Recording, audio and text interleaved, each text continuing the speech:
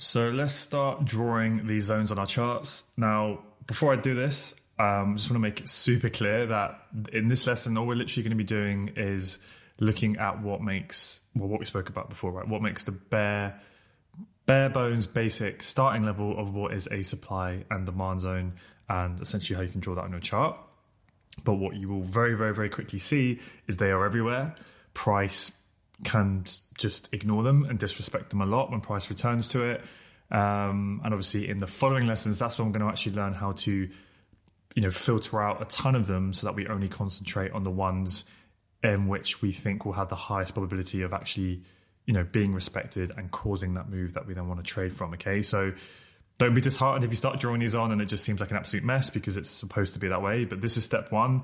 And then we're going to add more and more filters to obviously reduce the noise. Okay. So just on the 4-hour chart here on Eurodollar, but you can literally just to any chart you want. It replies, the same principles all apply. So again, if I could keep things very, very simple for you, especially if you're new to supply and demand, what we are really kind of looking for and what your eyes will slowly start to be trained to see and will gravitate towards is we're looking for like, where do those sort of pivots and those shifts in price action occur? So like whenever I look at a chart and I'm starting to think about supply and demand, the areas I see is like those sharp sort of movements away, right? So you get a bit of a correction and then demand steps in, right? Bit of a pullback and then demand steps in. Bit of a pullback, demand steps in. Like we move up and then we shift down to the downside. So that's where supply has stepped in, right? So you see these like pause in the markets, because that's where, we were talking about how, let's say the market deems price action to be at fair value, right? When this, this time period is going on where price is just moving sideways, everyone's pretty much in agreement that roughly price is fair around that level. But at some point, there's an overwhelming imbalance between supply and demand, right? And this is where supply clearly steps into the market to push price out of that range. Likewise, price is down here. All right, supply's in control. It's looking for that liquidity. It's looking for where is the demand in the market at what price level that can now contain price to stop price falling, to start to apply some upwards pressure to it. So then when that happens at this moment, right, buyers and sellers are in agreement for however many hours that is. They think, yeah, okay, roughly we agree price should be around. But then at some point, what happens? More demand than supply steps into the market. There's an overwhelming imbalance again, and then price pivots to the upside. Okay, it searches for that liquidity. It searches for where everyone who's buying in here, buying pressure until there's an equal amount of sellers to then stop price moving any higher, and then we're in fair value again. And then what happens? We get another shift to the downside where there's an overwhelming imbalance between supply and demand. Supply steps into the market. So that's kind of what I was saying. If you try and keep things simple, what we're trying to do here is we're trying to look for where are those shifts in price action, where is kind of momentum stepping into the market after there's been a pause or a consolidation, because in its most simple form, like here, that indicates to me that, there's been an overwhelming imbalance where if you keep it even more simple, let's just say, I like to say, because it's a much simplified way of viewing the market, but just saying big money stepped in here, right?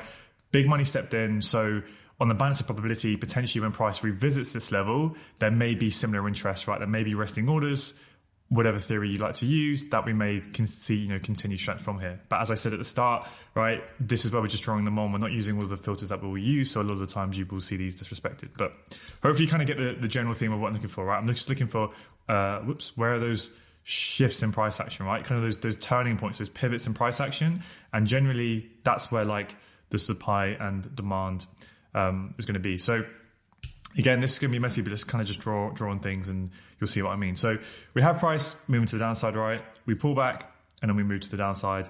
And then you see how we get that shift to the upside from here, right? So we have the sell before the buy, right? The sell to buy, okay?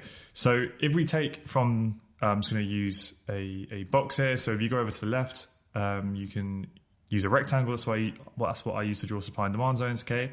Now, if you draw it from the top of the range all the way down to the bottom of the range, okay? Now, if I just open this up, the settings, I use gray for the 4-hour chart, and the key, it's on style. The background, the key with your supply and demand zones is you want the opacity to literally be as close to zero as you can sort of take, because otherwise if you have it up here, you see how it just it blocks your price action. So you want it to be nice and opaque. I have about 4%. And then what I do is I have the visibility settings so that when I draw my supply and demand zones, it shows on the current time frame I'm on and lower. Okay, so if I'm drawing a 4-hour supply or demand zone because I'm on the 4-hour chart. I only want it to show on this time frame and lower. Okay, so it shows on the hourly time frame, or the hours, or the minutes and the seconds. I don't want it appearing on the daily chart, because if you start drawing all of your lower time frame zones and then you go up to the daily chart, it's just going to look like a mess. Okay, so I personally prefer to do it that way, right? Same time frame and lower, and then you want the opacity to be really low. And then once you're happy with that, go to your template and go save as, and then you can call it wherever you want. And I basically have one for each main time frame that I use, pretty much. Okay. So what this essentially is doing at this moment is we've just drawn on a 4-hour range created demand. Okay, a 4-hour demand range, where essentially you have the sell before the buy, right? That's where price then comes up and essentially breaks out of that range. Price then initiates out of the range. Then what do we get? We get the mitigation back into that range, back into where that demand came into the market, and then we get a continuation of that movement. Now, obviously, that's a very, very large range. So for us to trade that directly, let's just, again, there's loads of ways we can enter, but let's keep things simple, and let's always enter on the edge of the zone, just to keep it consistent for now, right?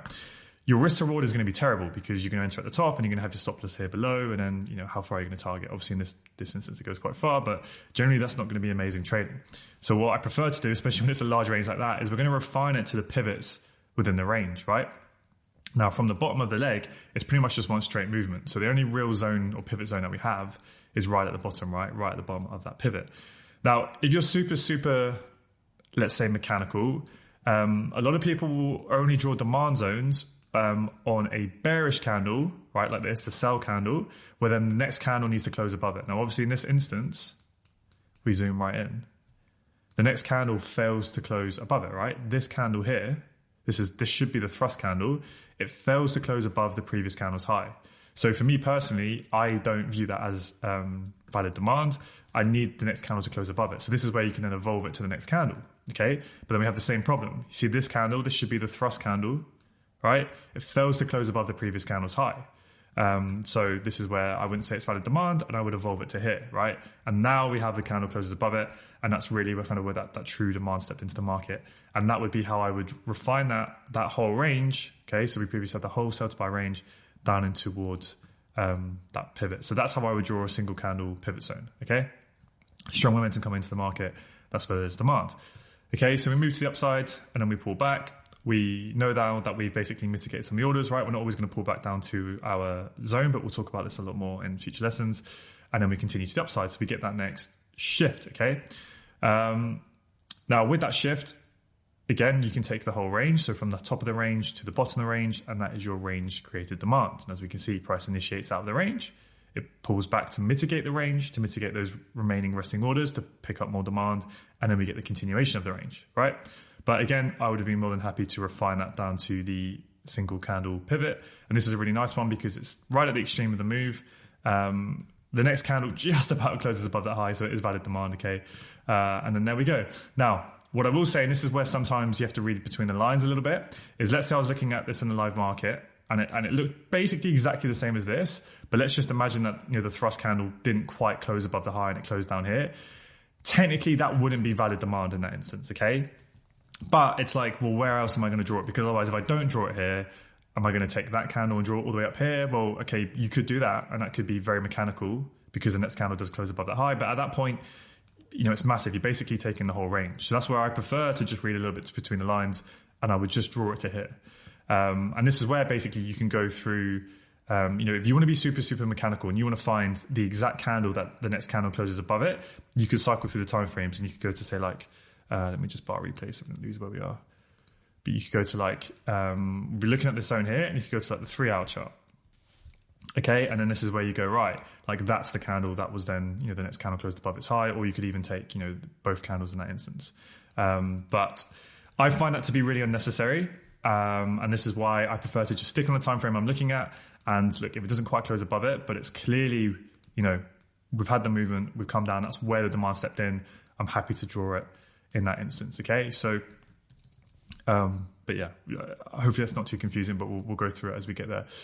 So, yeah, and then even, right, we're moving to the upside, and we know as that's happening, what's going to be going on to the left, there's going to be supply zones as well. Now, this is another one which we can have a few questions around understandably. So this is where we have a buy, right, to sell.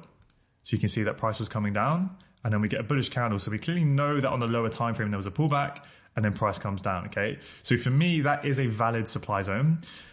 The thing that probably some of you are maybe asking is, well, if you look at it from a structure perspective, the fractal structure, you see how all of these candles broke the previous candle's low. So if we look at it from a structure perspective, there wasn't actually a pullback there in this time frame, because from a fractal structure perspective, that's all one down move, right? And you are correct. So this is where, when I see a zone like this in the market, they are valid because, as you can see, they create moves. But the ones that are better, and we're going to get into this in the next lessons, are the ones that actually have kind of that true pullback, and then they lead to that break of structure. Okay, but again, we'll talk about this in the future lessons. I'm getting a bit ahead of myself a little bit, but that is just something I want to point out. But you can clearly see on a lower time frame that was that buy before the sell, and then we go where we have that bullish candle. So price comes in, fills up some of that supply. We then move to the downside. Then we fill up some of the demand in that whole range, right? And then we move to the upside. And again, there's going to be more supply zones over here. This is where we have those inside bar levels. Now, as you can see here, this zone, this inside bar, wasn't completely fresh because it was created back here. So when we have this inside bar, and then when this next candle here moves to the downside and it closes below that low, this then becomes a valid supply zone. But then what happens after this candle is printed? Price then pulls back into the zone, right? And it fills up some of the orders, and then we move to the downside. So for me, that means that zone has been mitigated, right? It's been partially mitigated. Prices filled up some of the orders and continued. So if I was in the market and I see price coming up, I would see this as a valid zone, but I would just be, a little bit cautious that, well, some of the orders have already been filled, okay? But as you can see, it pushes deeper into the zone, it fills up some more of the remaining orders, and we get a bit of selling pressure, but then ultimately price pushes up a little bit higher, and then what do? We mitigate the zone above, or we just miss it actually. Yeah, just miss it there. But this is again where sometimes the market is not perfect, and what you'll have to recognize is that, let's say we're in the live market and price is coming up into this instance, and we go, okay, we have this pivot zone here and we have this pivot zone here. Price is now traded up through this one. So the bit I'm talking about is when price is here. We go, okay, we traded through here. We could be waiting for price to tap into here, but it doesn't quite tap in, and then we move away. We can understand, and we can look left and go, well, we know that this whole area is supply, right? This whole level here, it's range created supply, okay? Because we can see what happened. Price came down, it pulled back, and then we got that injection of supply, right? The buy to sell. So that whole area we know is valid supply.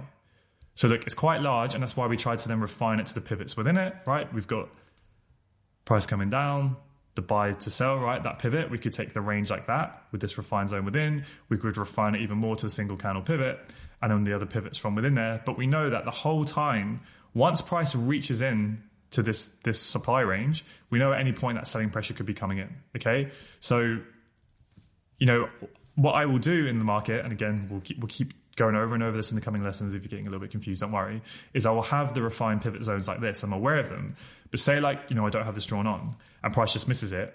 Like, I know in the back of my mind that we're in this entire supply range. I just don't always draw it on because I know where I am. Like, I'm looking left and I can see there's a clear supply range here, and I'm expecting seller pressure to come in, okay? Sometimes you just have to read between the lines a little bit that this whole area is supply. Okay, hopefully that makes sense. And then we have a bit of choppy price action, and then we push up higher, right? So, and again, you can be looking left and drawing all of these zones, right? There's all valid supply there. It's going to want to stick to a few more obvious ones now. So let me just play price forward a little bit, and then we'll talk about some more obvious ones just to speed it up a bit. So we have that movement up, right? We have that sell to buy range. So what do we know? We know that this whole area is a valid demand range, right? That whole level. As we can see, price tapped into the range. But what we can do is we can refine, demand levels within there. And I know this is messy, but I promise you it would be, because this is not where we're adding our refinements in. We're literally just looking for like the ranges and the pivots for a minute. So we know we have this demand range. I'm just going to delete it for a minute. Now, let's say price was, let's bring it back a bit, here, right? I mean, we're looking for demand. Potentially we're expecting that, after that demand range was created, that price would come back into here and potentially continue. So we could look for entries. Well, I already showed you how we could take the entire range, but that's quite large, right? So maybe we would want to refine it a little bit. So if we look at the apex of the move and we start from the bottom, none of these candles close above the candle's high, right? So it doesn't make sense to draw any demand from within here. Potentially you could take that level, but this is where I would then refine it to where is the next candle where the next candle actually closes above it, right? Does it do it here? No. Does it do it here? No. Does it do it here? Yes. Okay. So there's a potential level in which you could then draw or refine that whole range down to a single candle pivot. Okay. So you see how technically that is not a bearish candle, right? It's not a bearish candle. That's then the next candle closes above it. This is where you can have a bullish candle and then a bullish candle. So that's what I'm saying. I'm not 100% mechanical with that. Some people need to, or they will only draw demand on a bearish candle where then the next candle closes above it, like this one here, right? I'm not that fussy because, what you could do is you could go through time frames again, like I said, and you could look, there we go, right? There would be your bearish candle where the next candle closes above it. I'm not bothered to do that. I prefer to keep it simple, and I'm simply just looking for, where did that demand step into the market? And ideally, I want to see the next candle close above it, right? And that would be a level. Now, I'm not saying this is a good demand level on its own. Again, we're going to bring in more filters. I'm just kind of show you the basics of how I would refine ranges down to sort of single candle pivot zones, right? And there we go. We get a bit of a reaction. Okay. And then, right, move to downside. So now what do we have? You see how we have that supply, right? Movement, pivot, supply stepped into the market. So what do we have? We have the supply range from the low to the high. That's your supply range. Big's range, what can we do? We can refine it to the pivot from within it, okay? And there you go. You can refine it to the inside bar. Sometimes inside bars are a bit over refined. It's a bit small. So you could take the buy before the sell, right? Like that. That's what some people prefer to do, okay? So there is a little bit of an art to drawing supply and demand in that sense, depending on how super mechanical you want to be. Do you always want to draw it to that single candle? Like, this is the questions you want to ask yourself as you're going through the course and as you start to, find the way that you want to trade. Do you want to be the person who always uses the single candle and you want to be quite refined and you will always draw on the single candle where the next candle closes below its low if it's supply and then closes above its high if it's demand? That can keep things relatively simple. But what you have to, and that's kind of pretty much how I trade at the moment. I'm like that 95% of the time, okay? But what I do is, let's say I've refined my zone to here, and that's going to be nice. I want to look to say short from within here. I know that if price starts putting it back into here, and let's say it's around here at this moment, I just know in the back of my mind without drawing it on that we're within the entire supply range. And I know at any moment we don't have to pull up here because at some point, whilst we're within this range, there could be, it could fill up enough orders where then supply does overpower demand and then we continue. So ideally, I want price to hit here, let's say, but I'm aware that let's say, I'm on the M15 looking for my entry. Ideally, I want it to hit here. But if we start to really shift, let's say on the M15 and we get like a true bearish structure shift on the M15 and then we have a nice M15 supply zone, I'm going to understand where we are, right? We're in the supply zone on the 4-hour chart, so maybe I'm keen to now get involved from within here and go because I understand that price doesn't have to hit my refined level, okay? So, yeah, that's kind of basically the way I approach it. Is like I like to be refined. I want it to ideally hit, the top of that pullback where we have our refined single candle pivot zone, but I'm aware that we are within that clean supply range, okay? And that's basically how I tend to approach things the majority of the time, okay?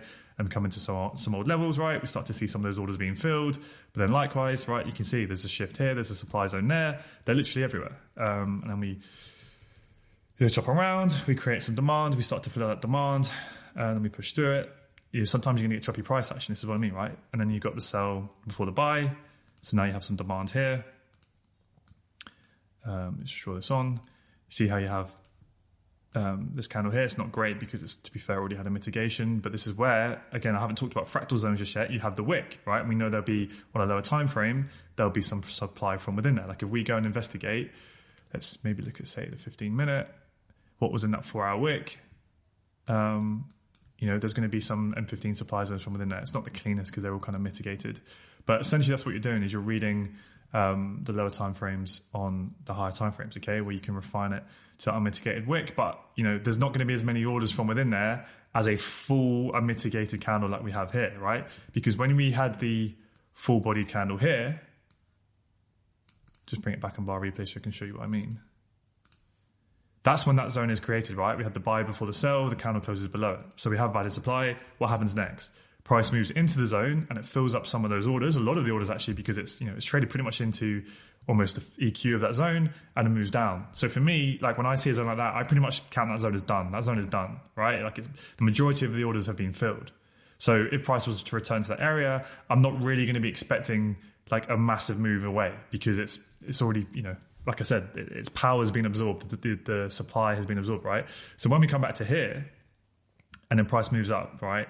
And then let's say we get a bit of a a pullback like that, I'll look left and go, what are we reacting to? Well, this zone, it was pretty much mitigated, but I understand that there's still some orders from within here, and we've moved it back. But I'm not expecting, on average, that when it's just mitigating a wick, when the edge, when this had already been filled, I'm not expecting that to be a big move. There's just going to be a small amount of orders to potentially generate a bit of a pullback.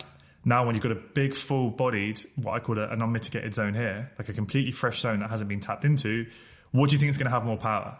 Just this wick, how many orders are going to be in there compared to how many orders are going to be in here when price first taps into it? On the balance of probabilities, ignoring all other confluence, right, ignoring market structure, blah, blah, blah, a full, single candle, unmitigated, fresh zone, whatever you want to call it, to me, is going to have a lot more power to then move to the upside rather than just trying to trade against that wick, right? Hopefully that makes sense. So when price is coming into here, that gives us an edge, right? We can expect that's more likely to overpower, demand to the upside. So we're going to talk about this in a lot more depth as we go, but that's essentially what I'm doing, right? Again, we're up here. I could be waiting for price to come up into this refined zone, but I'm aware, where are we? We're within that whole level there. And that's the first time we've tapped into this range now, and we're starting to see that movement to the downside. But where are we coming into? We're coming into this level here. You see, that's the demand. And this is why it can get really messy, because you have this whole sell to buy range, right? Following on. So I'll just draw it on for you. All right, we come up, we pull back into that demand level here, right? This demand range, that single candle, pivot zone. We then pivot to the upside. So from the top of the pullback to the bottom of the pullback, that's your range created demand. Within that, we can refine it just on this time frame, okay? And that's your demand zone. All right, and I'll kind of show you why, just in case someone might be running. You could start from the bottom, if that helps, right? Start from the apex. But you see, that's already been mitigated, right? Price is pushed out, it came back in, filled the orders, and continued, right? So again, this is all, the next candle above here doesn't close above it. If you move it to that one, all right, the thrust candle closes above it. It's completely unmitigated. So that's what I would call the unmitigated extreme pivot zone, right? So it's the extreme of this pullback to the upside. It's completely unmitigated. So you see, once it was created here, where the next candle closes above it, since it's been created, nothing has tapped into it until we're coming back here. So that's why, if you ever hear me say the unmitigated extreme, this is what I'm talking about. Because if this whole demand range here is going to continue, this is like the level in which it's most likely going to continue from, okay? Now, sometimes what will happen is, and you'll see this, is price will trade a little bit lower, and then it might fill up, it might tap into something within this wick. It never violates the demand range, and then we get that movement, okay? That can happen, right? Essentially, we get sweeps liquidity and blah, blah, blah. We'll talk about this later, but just for you to know that. So, and if that does happen, I don't panic. Like if price comes down and we push a little bit lower, if I get my lower time frame confirmations, again, say on the M15, we get that shift in structure, we get a fresh demands on the M15. I still understand that this low is held, we're still within demand range. Okay, cool, let's trade higher, okay? But, it's nice and clean, and ideally when this single candle pivot zone holds itself, and there we go, I don't know, let's see. We create another zone here, but it gets a bit messy. And then, okay, in this instance, we actually sweep this low, and then we push up, and then we get another pivot. All right, and here we go. So I don't want to drag this lesson on, too much longer. But I kind of just wanted to do some basic drawing. But you see, when it's like this is all a bit of a mess, and it's all a bit like. But you can understand this is where the pivots are. That's where there's supply. Here's a sell to buy pivot, so we know there's demand from within here. But then you get pivots within pivots, and it all gets very confusing. And that's why we start with market structure, because you need that skeleton. You need that solid bone framework for us to lay out first and map, and then we overlay these zones within that. Because otherwise, this is what happens, and it can get very, very messy and very, very confusing, understandably, quite quickly. Now, what I did want to talk about actually, which I haven't, is a bit just quickly to point out some fractal zones. So let me just delete this before we kind of go on to the next stuff, and then let me just quickly look for some nice examples of, let's look for some wick zones. Okay, here's one. So when we come back here, right, price is moving to the downside. Now, if we look at these, see how all of these break the previous candle's low until here, and then we get that fractal pullback, okay? So what do you think is happening? If you think about how those candles are formed, what do you think is happening on a lower time frame? So we have a down movement, and on a lower time frame, what would you see now? You would see a bit of a pullback, right? Then you would see a down movement, and then you would see a break to the upside on a lower time frame, and then you would see a down movement, right? Pullback, down movement, pullback, down movement, up movement, up movement, down movement. That's essentially what you're seeing, okay? So the point I'm going to point out is when you see sort of big buy to sell wicks on the down movements, you get something like that, and then you can see that sharp movement to the upside, and then the down movement, all right? What is that going to be if I just drag this across? That hasn't done it very well. Essentially what that's going to be in the lower time frame, if you take from the buy to sell wicks, we've gone through this in theory lesson, that's going to be your supply, right? So if I look down on the lower time frame, hopefully this works, you can see that now. So that was just buy to sell wicks on the 4-hour chart, but what is it? It's a supply range on the M15, okay? So without even looking at the lower time frame, that's how you can read that there may be a supply range or a pivot supply on the lower time frame, and that's when price taps into it and then continues to the downside, okay? And obviously you could refine that to the wick as well. But yeah, that's pretty much fractal zones in a nutshell. But what I want to do now is in the next lessons, we're going to start to show you the two main filters that we use to filter them, right? To try and look for more high probability zones. But as we go throughout the course, and we add more and more confluence, you will, we do our best to try and spot which ones are likely to hold the most volume within them and cause that next high probable move. So yeah,